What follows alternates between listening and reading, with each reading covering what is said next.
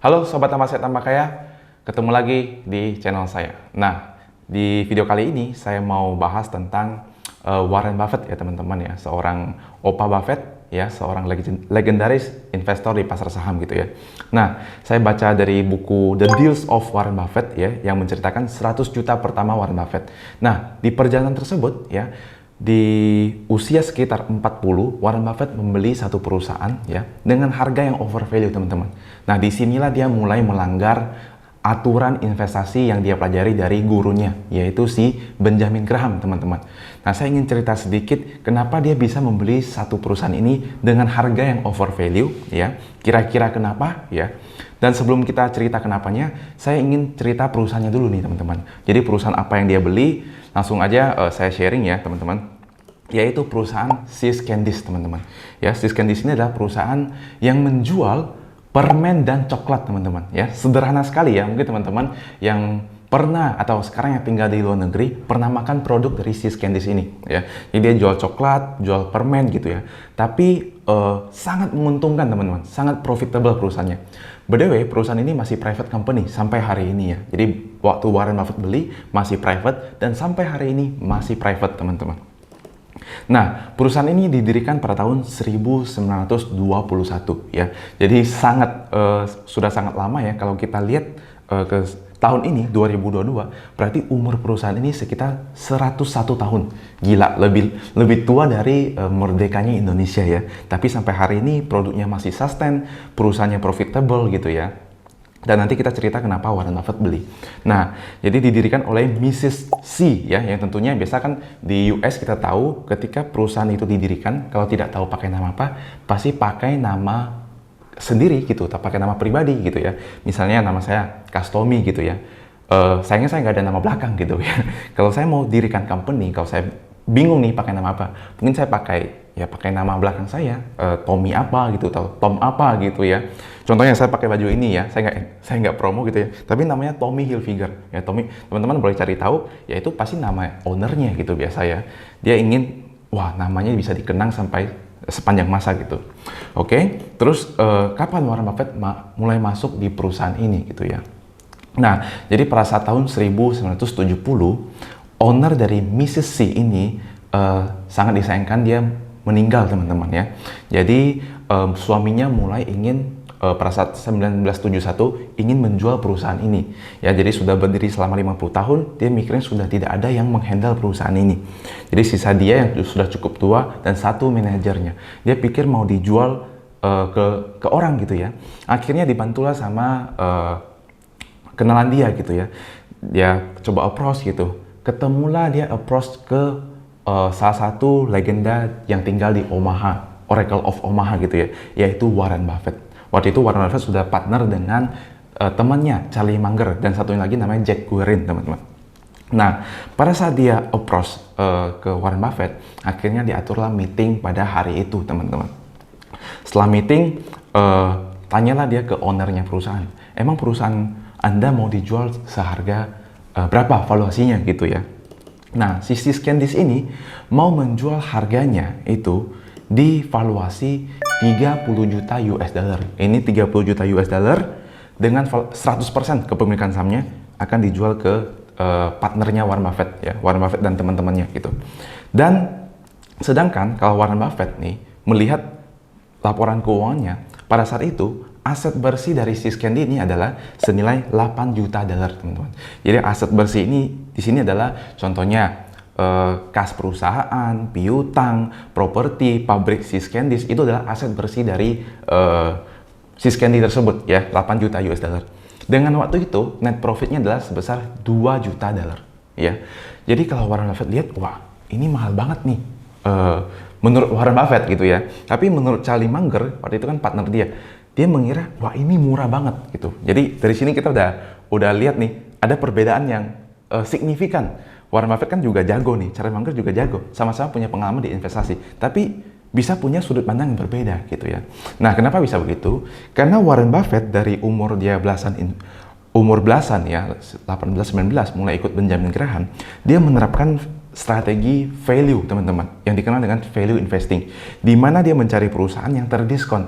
Ya ibaratnya kayak saya ketemu dengan saham Indah Kiat ya. Waktu itu harganya 1000, tapi earning per share-nya 1500. Ya, Warren Buffett ya dari dulu investnya begitu, teman-teman. Ya kalau ada dia mau beli yang seperti itu. Tapi berbeda dengan kasus si Candice ini, teman-teman ya. Jadi, loh ini nggak masuk nih aset. Kita beli dengan aset bersih yang 3 kali lebih besar gitu.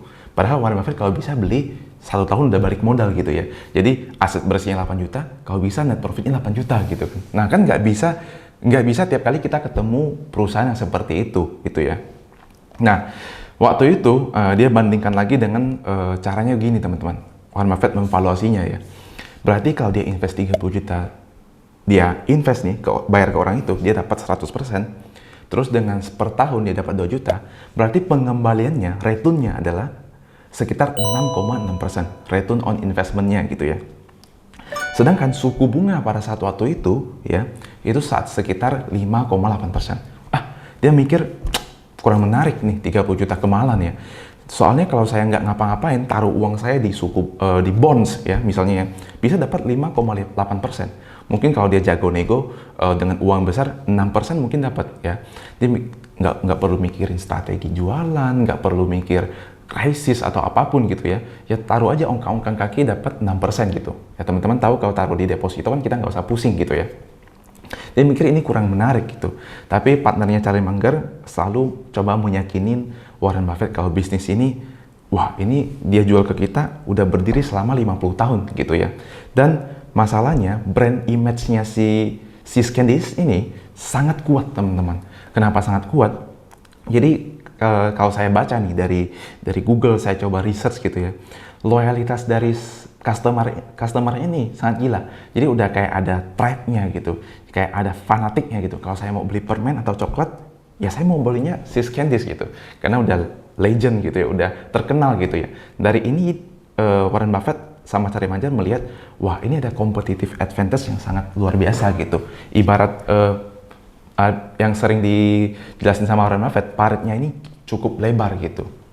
Nah, setelah nego terus, akhirnya Warren Buffett mau beli, pokoknya titik di harga 25 juta.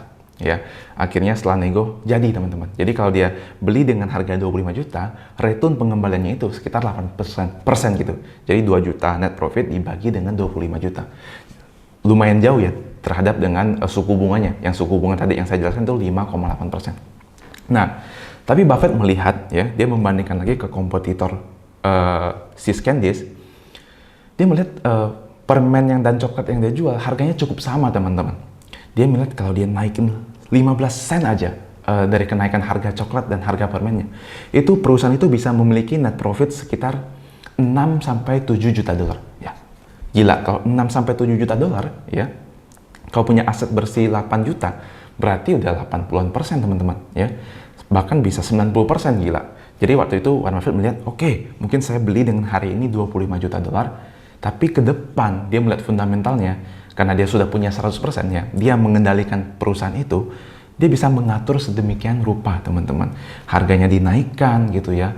Cost dari COGS itu produksi ditekan supaya seminim mungkin gitu.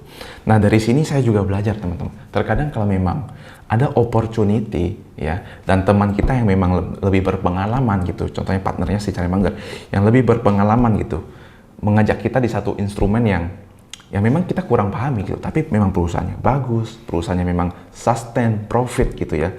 Membeli dengan harga yang lebih mahal, menurut saya nggak masalah gitu. Yang penting bagaimana kita bisa tahu perusahaan ini bisa kita kendalikan ke depannya supaya bisa profit lebih baik gitu. Nah bayangkan waktu itu kan Warren Buffett invest 25 juta dolar ya. Pas setelah tahun 2019 di annual gatheringnya Berkshire Hathaway, Warren Buffett bilang keuntungan dari si Candice ini menyumbang di Berkshire itu sekitar 2 miliar US dollar, teman-teman, before tax ya. Sekitar 28 triliun rupiah sebelum pajak ya. Laba sebelum pajaknya 28 triliun. Itu kan gila banget, teman-teman. Sedangkan yang diinvestasikan 25 juta. Itu sudah berapa kali ya dari returnnya gitu. Kayak dapat dividennya per tahun itu sebesar itu. Nah, ini yang menarik gitu. Mungkin ke depan kalau saya melihat kalau kita mau melakukan perubahan strategi, itu sebenarnya nggak ada masalah gitu. Yang penting kita paham dengan, ya seperti Warren Buffett bilang gitu, apa yang kita beli gitu, kedepannya gimana gitu. Meskipun itu melanggar prinsip investasi kita saat ini gitu. Karena kita, saya yakin Warren Buffett dia saja belajar terus teman-teman. Terakhir dia beli bank mini ya, kalau nggak bank mini juga sih, bank yang di US yang belum terlalu besar gitu. Tapi fokusnya itu ke Mastercard dan cryptocurrency. Nah dia sudah mulai belajar ke arah situ gitu. Saya yakin buat teman-teman yang masih kurang paham mungkin dengan cerita ini, teman-teman boleh baca lagi lebih detailnya di buku The Deals of Warren Buffett gitu. Karena di sini diceritakan tentang manajemennya, tentang strategi perusahaannya, itu yang lebih detail gitu. Siapa tahu next teman-teman ada yang mau beli private company gitu seperti Warren Buffett. Nah ini bisa dijadikan pelajaran buat kita, analisanya bagaimana, sudut pandangnya bagaimana gitu dari kita seorang investor. Mungkin itu saja yang mau saya sharing ke teman-teman semua ya. Siapa tahu teman-teman di sini ada yang punya private company ya, yang mau collaboration gitu atau mau diinvest gitu ya. Siapa tahu saya kalau nggak terlalu besar saya bisa invest gitu. Ntar mau next mau IPO atau ceritanya gimana, itu masalah kedua gitu teman-teman. Itu plan kedua gitu. Mungkin itu saja yang saya mau sharing ke teman-teman semua. Semoga bermanfaat dari pelajaran Sis Candice ini ya teman-teman. Jangan lihat dia cuma jualan permen atau coklat gitu, tapi profitnya hampir 28 triliun rupiah.